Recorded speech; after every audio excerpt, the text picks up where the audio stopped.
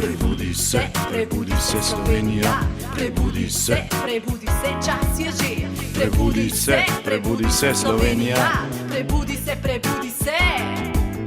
Prebudi se Slovenija, prebudi se, čas je že. Prebudi se Slovenija, prebudi se Slovenija. Produkcija Medijske vile.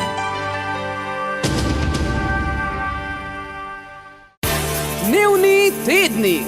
Prve in zadnje vesti. Z vami vsak dan v sredo ob pravi uri.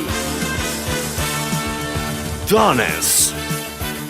Slovenija v mednarodnih škripcih. Nov kongres SDS in stari predsednik. Na Slovenskem Britanci postali nepriljubljeni. Nove težave slovenskih očetov. Veliko lepega vremena in povratek mračnih časov.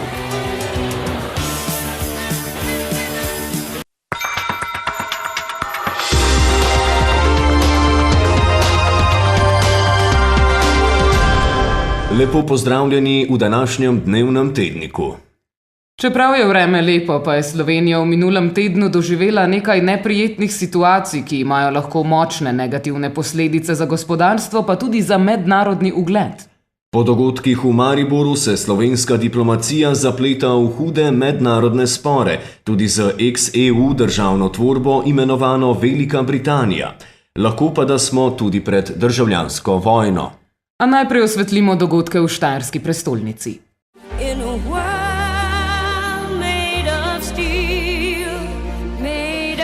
Zgodovina.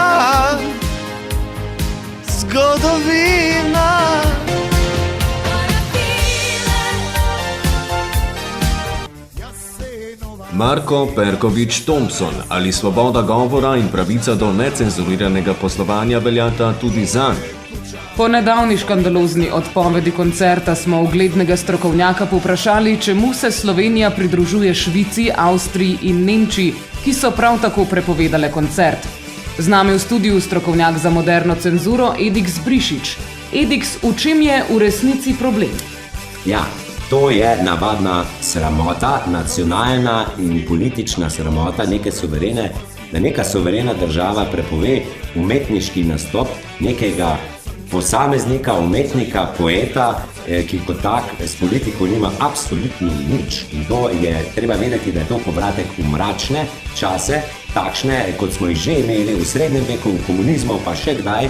Sporno pa je tudi seveda vprašanje, ali ni vladajoča koalicija skušala zgolj zagosti, tako rekoč zamešati štrene SDS-u, ki je nekako, kot bi lahko človek pomislil, nekako poskušala navezati svoj kongres tudi na neko post-zabavo v skladu z njihovimi, kako bi človek rekel, z njihovo naravnanostjo, z njihovim žmohtom.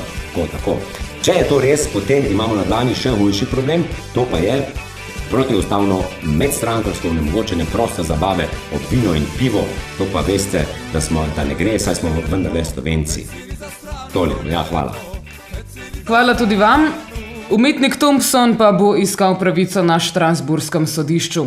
Ali bo ostalo zgolj pri tem, ali pa bo škandal povzročil nove konflikte med državama, še ne vemo. In ostajamo v Mariboru. Stranko SDS je na minulem kongresu po odpovedi postkongresne zabave udaril še hujši šok.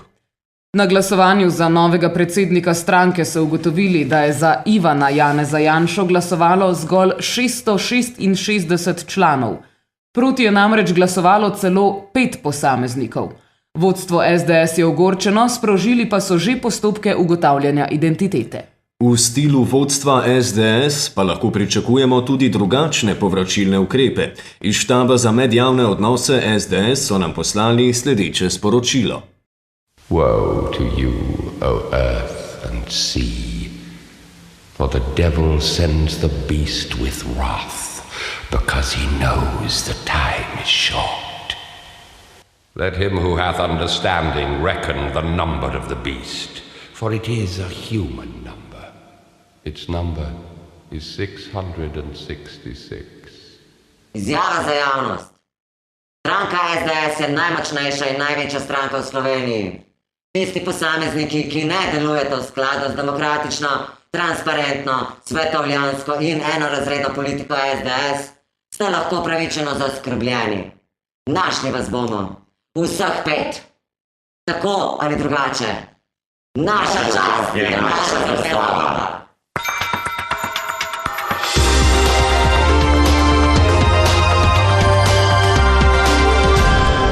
Mediji so iskanje 5 nedemokratičnih posameznikov SDS-a že poimenovali proces proti petorki.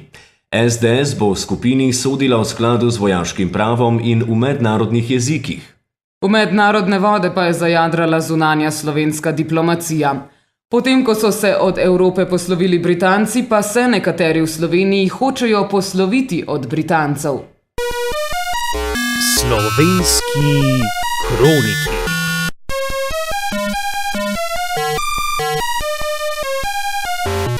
Grožnje, nasilje, izseljevanje. Takšna je realnost Britancev v Sloveniji. Od tako imenovanega Brexita naprej se je v slovenski javnosti pojavilo vprašanje, kaj predstavniki nedemokratične Britanije sploh še počnejo v Sloveniji. Iniciativa Sloveniji slovensko že zbira denar, da od Britancev kupi rezidenci v Rožni dolini, Portorožu in Celovcu.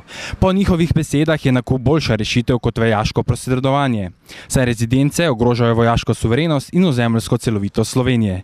Tako pridobljene nepremičnine bodo potem prek zunanjega ministrstva prodali Madžarom, ki po njihovih besedah razumejo temelje Evropske skupnosti. Toliko iz Rožne doline, Anka z Brita. Toliko iz sveta Slovenije. Ekipa Dnevnega tednika se zaenkrat poslavlja, z vami sva bila tokrat Ljerka Debil in Milan Putan. Če Slovenije ne bodo zbrisali Hrvati, Britanci in niti SDS, pa se vidimo naslednji teden. Sledijo obeti. Lahko noč. Zdaj pa obeti. Na Hrvaškem prepovedali koncert Jana Plestenjaka. Besedilo pesmi Ljubijo nežno naj bi bilo nacionalistično. Za predsednika Slovenije kandidira tudi oče Melanije Trump, Viktor. Spopadi na ruskih mejah prenehali. Nihče več ne ve, kje točno meja je. Sponzor oddaje je organizacija Naše gore list, ker živimo s celulozo.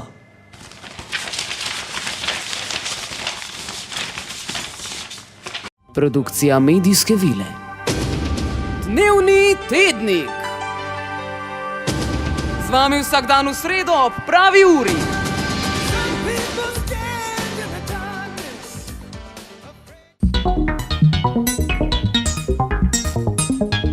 Radio Televizija Študent.